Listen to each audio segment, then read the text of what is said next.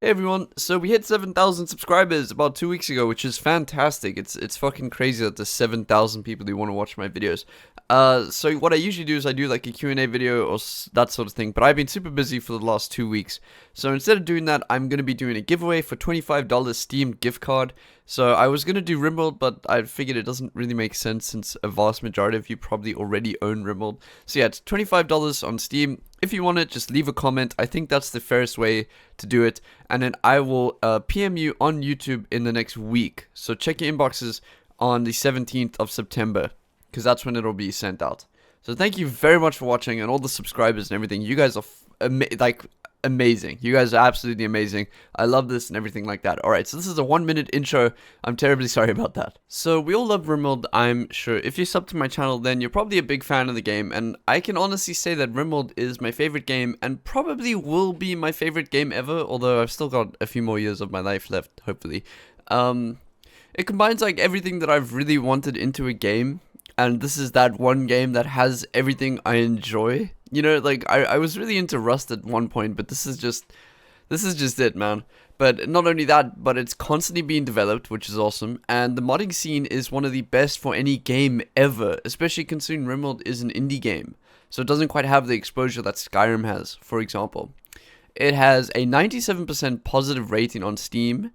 And I'm guessing, from what I can see, a lot of the negative reviews are silly ones that say things like, "What are you doing looking for negative reviews? This game is amazing." And, you know, those are really stupid, by the way. So if you have one like that, please go change it.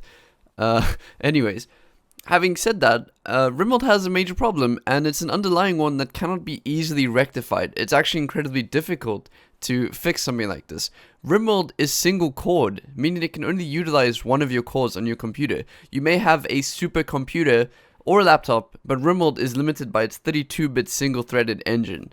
So I've had a few times while streaming where Rimworld seemingly dies because I've reached the maximum amount of RAM usable, which apparently is just over 3 gigabytes. Like 32-bit means you can use up to 4, but I've heard from the Rimworld Discord it can only use 3, which is a shame. So now in 2017, and for anyone watching this past that, if you're watching this in 2018 or, you know, like beyond that, the norm is to not have a 32-bit operating system. Neither is it to have a single core. In fact, I was Googling to try and find single cores that were made in the last 10 years, and there are no consumer ones. And I can't find any. So if you have any mainstream processor, it probably won't be single cored unless you have a NASA computer or something that has like 100 computers all simultaneously hooked up to one core or something. I remember speaking to my dad, who is a programmer, and he was telling me how soon dual cores will die out and quad cores and octa cores would be the norm. And I remember back then thinking he's insane, and that was in 2008, and it was in South Africa to boot. Just to kind of put things into perspective. So I was thinking at the time, no ways, Pentium 4, dude, that's some, like, Pentium 4, that's crazy performance, dad. Plays Call of Duty, you know, plays Call of Duty. So no, your supercomputer, complete with like an i9, a 1080 Ti, and 32 gigabytes of RAM. Wow, I'm really screwing this up. It won't be able to run Rimworld much better than someone with an average gaming desktop like mine. It all comes down to the clock speed of your first core, which on average is most likely between 3.2 to 4.6 gigahertz. I personally have mine overclocked to 4.3 gigahertz constantly, and I can ramp it up when I need to. Like, for example, when I'm streaming, I usually put it up to 4.6. I get asked a lot what sort of supercomputer I'm running to get the performance I do, and the honest answer is that I just have an average setup. I have a 970 and an i5 6600K. So we're all limited here by Rimworld, the engine that it's on, which is Unity, by the way.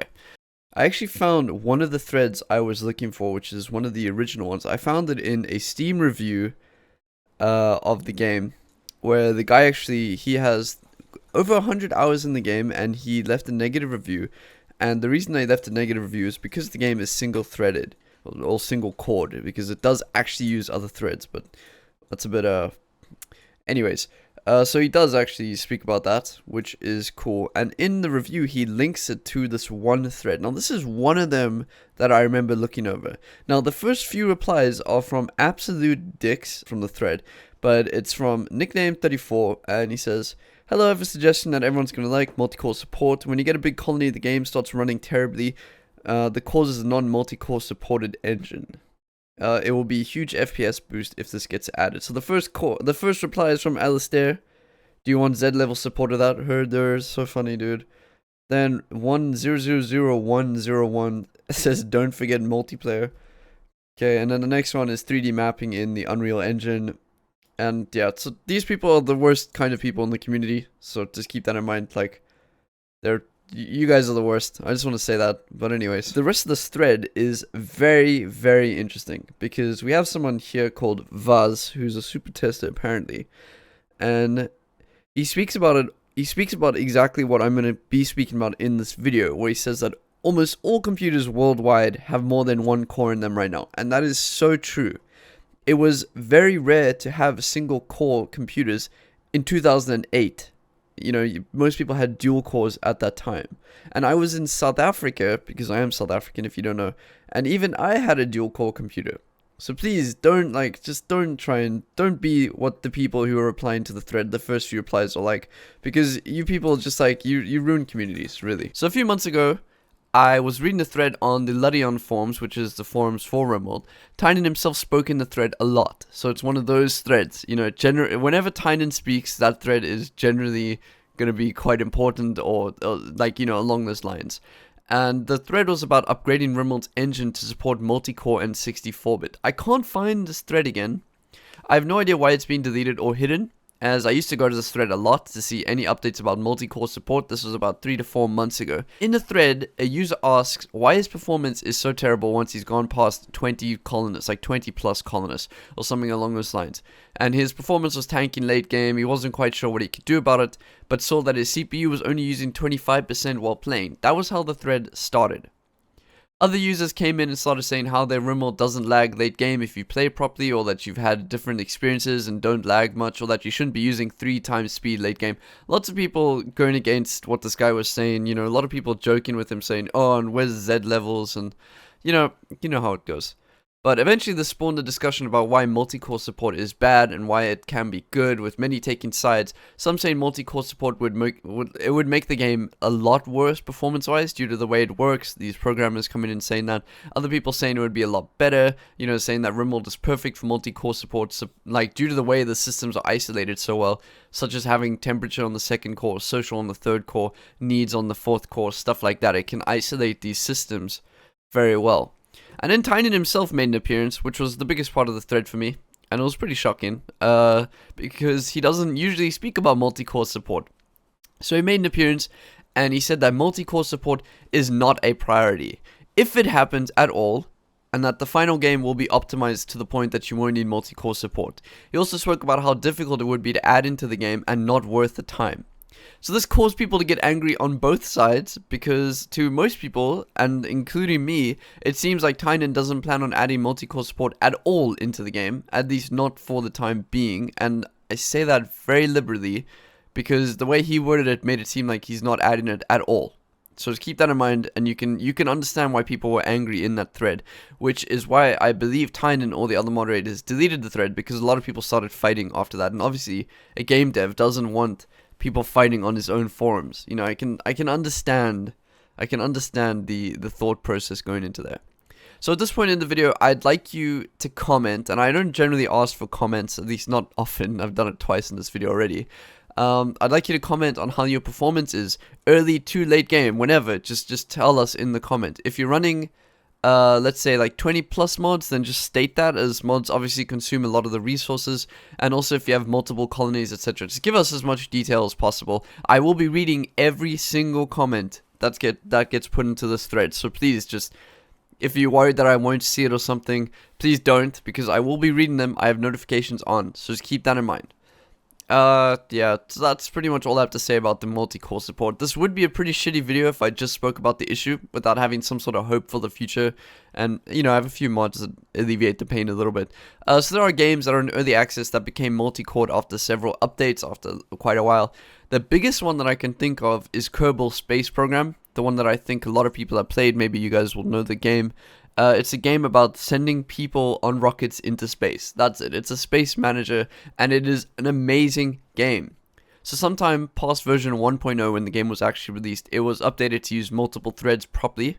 And the good news is that it runs on the same engine that Rimworld does, and it ran on the same one that Rimworld did. It's been updated now to run on a new version of it. Now this gives me a lot of hope, because Kerbal Space Program has a lot more physics to compute than Rimworld does, and those sorts of things are not easy to parallelize, something like that, parallelize. It has a lot more issues to deal with for that sort of thing. While Rimworld has relatively isolated systems, as I've spoken about, having temperature, social, stuff like that, things that don't affect each other that much. So temperature does not affect social overly so.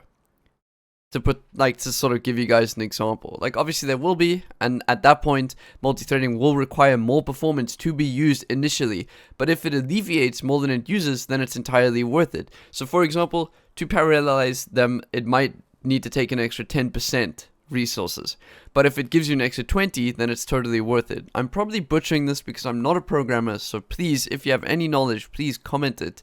This is just what I've gathered from speaking to my own dad and speaking to several people on the Rimworld Discord as well as on the Ludion forums, reading discussion about it. It is very interesting though.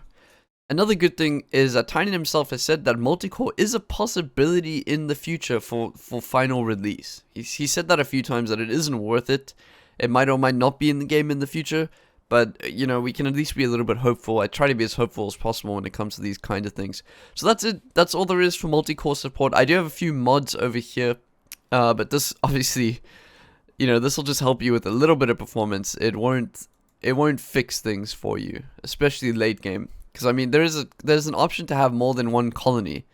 There is a warning on that option when you try to enable it, but your game will lag. Even if you have 2 early game colonies, it lags pretty much straight away. So the first mod I have is World Porn GC or Runtime GC. They both do around about the same thing, except World Porn is a bit more in depth because it gives you an entire options menu to use. This removes dead relationships from dead pawns. That's the biggest thing. World Porn GC does do a few more things. You can remove dirt and stuff like that, but that's the biggest one. The game seems to keep relationships between dead raiders on your computer for some reason, and this is a massive performance drain. In fact, it consumes more than half of the performance I would spitball. You know, like, it just consumes such a vast majority of your resources. The second one is Make Love Not War, which removes the social system entirely. This is a huge deal. It does change the game entirely, but this will give you at least 50% more performance late game. So if you don't use social that much, then go for this one. I know this is something, people hate this mod and stuff like that, and I can totally understand why. It's just for some people who just enjoy Rimworld for what it is and don't enjoy the social aspect of it, this is perfect for them. So now, I do want to speak about optimization in the past. Alpha 17 optimized, I'm saying this in quotation marks because it optimized the game by removing a big part of pathing costs, so there's less to calculate. So for example, a tree in front of you costs 20 to walk across, while a rock next to you costs 15, while the dirt road to your right costs, you know, maybe like 2 or 3. Now, Alpha 17A, which is the first update, it seemed to remove a lot of that. And this was optimized. This is optimizing the game. And it did, to be fair, it did.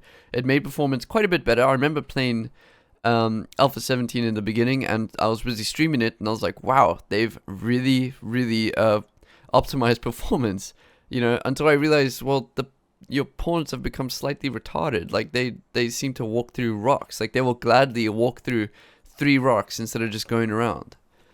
So then 17B came out a little bit after that, and I think the only thing that patch did was change the pathing costs, and it brought it back a little bit, but it's still, the pathing in the game is still heavily messed up, and I've lost a few too many colonists to them walking through rocks instead of just walking around, or through rivers and marshes and stuff like that. So just keep in mind before telling me like Alpha 17 optimized the game a lot and stuff like that. At this point, I can't recommend using better pathfinding, which is the mod that makes pathfinding, you know, back to what it was in Alpha 16, due to the amount of resources it consumes from the get-go, because it seems to consume more than it did in Alpha 16. I don't know. Anyways, these are just my thoughts on the matter. Take a minute to tell me what your thoughts are. I would really love to hear it. As I said, I'm going to be reading every single comment, so tell me like whether you're against it or for it, and tell me why. I would love to hear that, really. Anyways, have an amazing day, guys. I will see you all around. Hey you! Thanks so much for making it to the end of my video. I really appreciate it. Editing videos is both my hobby and my passion, and with that in mind, I've decided to open up a Patreon if you'd like to support me besides in the amazing ways that my subscribers already usually do. I've got loads of perks and benefits, including having your own personally custom made colonist, being one of my default colonists in the mod showcases, special roles on Discord, joining me while I stream, monthly Q&As and podcasts. I've got it all. Come take a look. All support is always appreciated, monetarily or not. If you're a subscriber, then be sure to hit the little bell over here to always be up to date with videos I push out, and head over to the Discord if you ever want to have a deep and meaningful chat with me. And last but not least, I hope you're having an amazing day.